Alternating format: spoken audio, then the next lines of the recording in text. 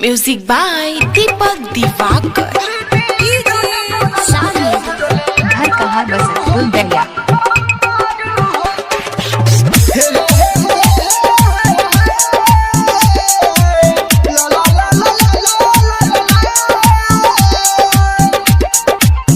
लेके आइल तो हर साखी,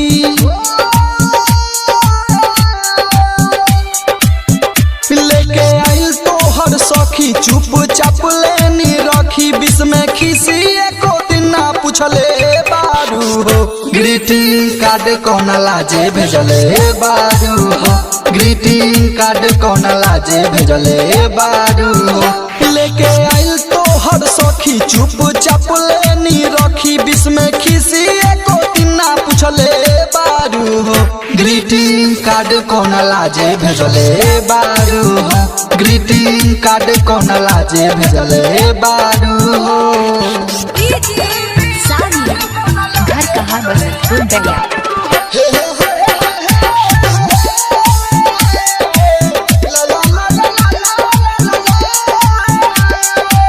बजरंग रिकॉर्डिंग स्टूडियो अपहा। नैखी हम धधाए वाला रहा तोहरा मीठी बात से, नया साल में नया जिंदगी जियो तानी रात से। हो नैखी हम धधाए वाला रहा तोहरा मीठी बात से, नया साल में नया जिंदगी जियो तानी रात से। प्यार करे लू देखावा,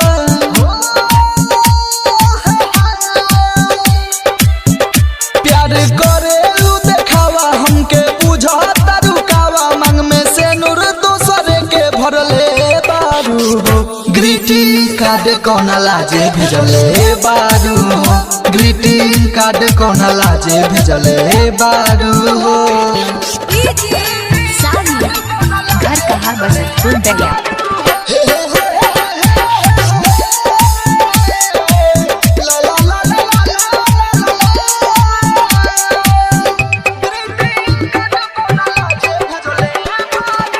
फर्स्ट जनवरी आज अलग बा मिजाज हो, यार के संगे पार्टी जाके हो खताया काज हो। हो फर्स्ट जनवरी आज अलग बा मिजाज हो, यार के संगे पार्टी जाके हो खताया काज हो। तो पे जरे हमर खून,